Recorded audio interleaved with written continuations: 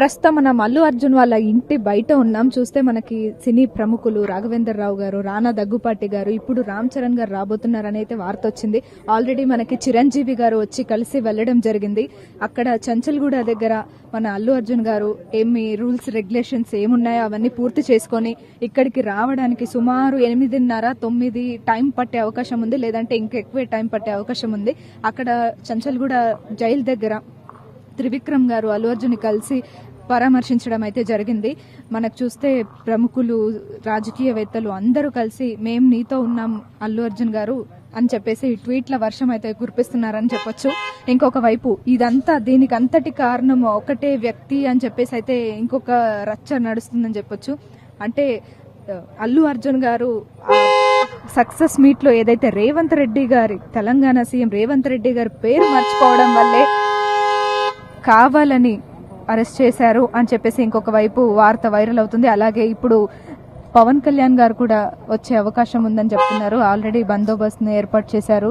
ఇక్కడ అల్లు అర్జున్ వాళ్ళ ఇంటి దగ్గర మొత్తం జనాలు అయితే రావడం జరిగింది. మీడియా వాళ్ళంతా వస్తున్నారు. అలాగే రానా దగ్గుపాటి గారు కూడా వచ్చారు. చిరంజీవి గారు ఆల్రెడీ వచ్చి వెళ్లారు. ఇంకా ప్రొడ్యూసర్ ఎస్కేఎన్ కూడా వచ్చి ఇంకా ఇంట్లోనే ఉన్నారనమాట. ఇంకా రాలేదు. వాళ్ళని కలిసి మాట్లాడి వెళ్తారనుకుంటా.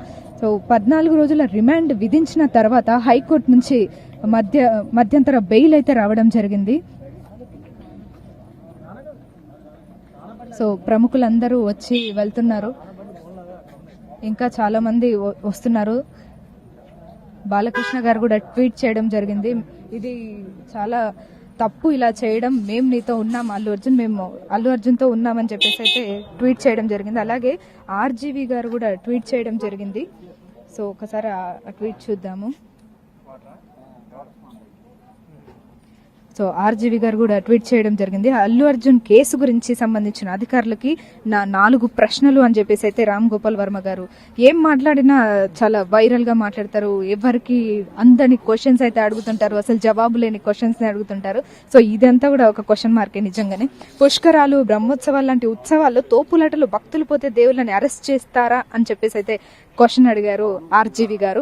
ఇంకా తర్వాత ఎన్నికల ప్రచారాల తొక్కిసలాటలో ఎవరైనా పోతే రాజకీయ నాయకులని అరెస్ట్ చేస్తారా అని చెప్పేసి ఇంకొక క్వశ్చన్ అడిగారు.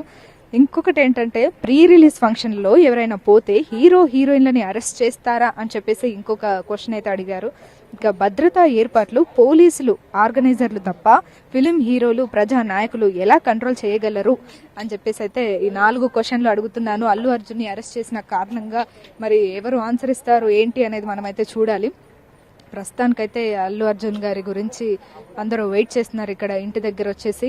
మరి ఆయన ఎప్పుడు వస్తారు, ఆ రూల్స్ అండ్ రెగ్యులేషన్స్ ఏవైతే ఉన్నాయో చంచల్గూడ జైలు దగ్గర ఒక్కసారి లోపలికి వెళ్తే చాలా రూల్స్ అండ్ రెగ్యులేషన్స్ ఉంటాయి కాబట్టి అవి పూర్తి చేసుకొని వచ్చేసరికి కాస్త టైం పట్టే అవకాశం ఉంది. మరి అంతలోగా రామ్ చరణ్ గారు, పవన్ కళ్యాణ్ గారు వచ్చే అవకాశం అయితే మనకి కనిపిస్తుంది. పవన్ కళ్యాణ్ గారు ఆల్రెడీ అక్కడి నుంచి స్టార్ట్ అయ్యారు. మరి ఇక్కడికి ఎప్పుడు వస్తారు ఏంటి అనేది అయితే తెలీదు. పోలీసులు బందోబస్తు అయితే చాలానే ఉందని చెప్పొచ్చు మనకి.